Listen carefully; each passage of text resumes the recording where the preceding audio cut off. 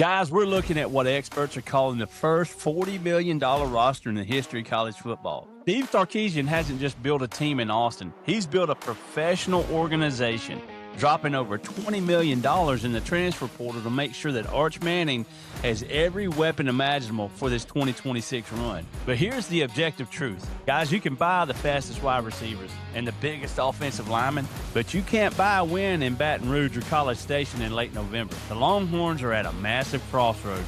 Either this is the greatest roster reload we've ever seen, or it's the most expensive disappointment in the history of the sport. Let's get into the state of Horns, guys. Let's talk about it. I know I'm asking a lot, you guys, but hunker it down one more time. Guys, welcome back to the Hunker Down Podcast. I'm Matt, joined as always by my main man, Ryan. But before we dive into the deep end with Texas, we got to give a massive shout out to the crew over at Design by Randy. I'm rocking their custom Hunker Down Richardson 112 today. It's that classic white mesh with the red bill. And guys, the patchwork is just elite. Randy, he's a master craftsman running a Silver Star TikTok shop. And if you want a hat that actually fits right and turns heads, go check them out, man. Ryan, I got to say, though, man, I think your hat might actually be the star of the show today. Oh, absolutely, Matt. I've got the Kirby Clap hat on from Design by Randy, and it's hilarious. It's the iconic scene on a Stitch patch where Kirby looks like he's calling a timeout, but we all know he's just clapping at the refs.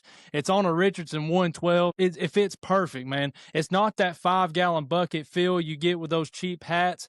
If you're a dog fan or just love great gear, go find Design by Randy on TikTok Shop. He's got a 4.9 rating for a reason, and you're supporting a real American maker.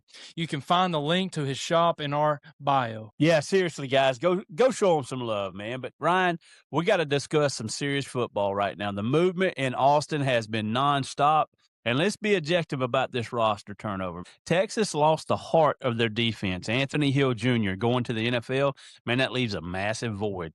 We're talking about an All-American with 249 career tackles. And then they lose Malik Muhammad, who just blazed a 4.42 at the Combine. Those are foundational pieces, man. For every Longhorn fan feeling the sting of those departures, you got to look at the reload that's happening right now. They just brought in Coleman from Auburn, the #1 receiver in the portal, and he's a terrifying prospect. You pair a vertical threat like that with a maturing Arch Manning, and suddenly every defensive coordinator in the SEC has a nightmare on their hands. They also, man, they retooled the backfield with Hollywood Smothers and Raleek Brown. It looks like Sarkisian isn't just replacing talent. He's trying to increase the overall explosive ceiling of that offense, man. So we're going to see how it works out. Yeah, man, and it's an aggressive strategy, Matt, but I really like how they address the trenches. While the media, is focused on the skilled players like Cam Coleman, Texas quietly fortified the protection for Arch Manning, retaining Trevor Goodsby at left tackle. It was the biggest silent win of the offseason. Then they imported veteran experience with Melvin Siani and Dylan Sikorsky on the line. The offense struggled on third downs, ranking 104th nationally, and a lot of that came down to missed assignments or not winning the point of attack. By bringing in these proven portal guys, they are betting that a more physical, mature line can finally push Texas over the edge in those high-leverage SEC moments. It's a very calculated, high-spin move to ensure Arch Manning isn't just talented, but he's also well-protected. For sure, man. The CEO moves didn't stop with the players. Sarkisian, man, he did something bold. He fired his defensive coordinator. And he did it after a 10-win season. Think of that, man.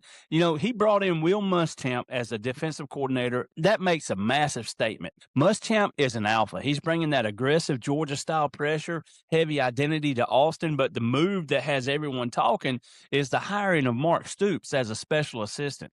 People are calling him the penalty fixer. To me, it's a brilliant admission of a problem because Texas was 132nd in penalties last year, nearly 9 flags a game, which is crazy. Hiring an SEC veteran like Stoops just to handle discipline, I got to ask, man, is that a stroke of genius or is Sarkisian spreading himself too thin? What do you think, Ryan? I actually think it's a stroke of genius, Matt. We've heard the God King critics that Sark is trying to do too much, By bringing in Mark Stoops, who is a proven program builder, Sark is delegating the discipline department to a specialist, man.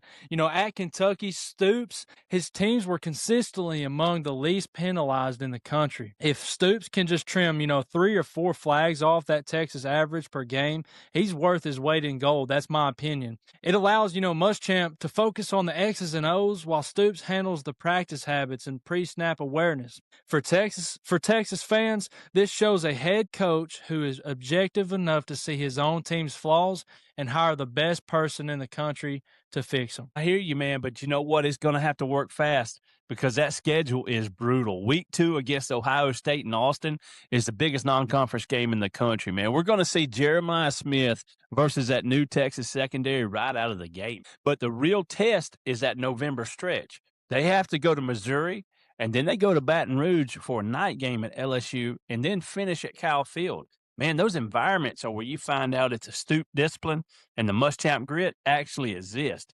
Plus, don't sleep on that Ole Miss game in October. Trindad Chambliss is back, and he's a playmaker who can wreck a defense if they aren't gap disciplined. Yeah, Matt, and that November gauntlet is why the floor for this team is still a bit lower than the ceiling. If they haven't fixed those red zone issues where they were 110th last year, they could drop, 2 of those 3 road games and finish 9-3. However, the ceiling for this, and this is just my opinion, is a national title. If Manning and Coleman can connect early and the defense becomes a top 10 unit under Muschamp, they are a playoff favorite. And objectively, this is the most talented roster in Austin, Texas in nearly 2 decades. The pieces are on the board, Matt, and now we see if the coaches can move them correctly. And here's my final takeaway for this. If you're a Longhorn fan, stay optimistic. The moves Sarkisian made, the portal gets, the O-line retention, and the coaching hire, they're all winning moves. This team is built to compete for the SEC crown. If the discipline improves even 20%, you guys are going to be a nightmare for the rest of the conference, guarantee it. Well said, Ryan, man. It's an all-in year in Austin. You cannot look away. It's going to be a wild season. And, guys, we'll be here every week to break it down for you. But, guys, that's it for us today. Massive thanks to Design by Randy. Go to their TikTok shop and grab the Hunker Down or Kirby Clap hats before they sell out. Hit that subscribe button and leave your Texas record prediction in the comments, and we'll see you next time. But with that, guys, we're out of here. And without further ado, you know what it is, baby. Go Dogs! Go Dogs!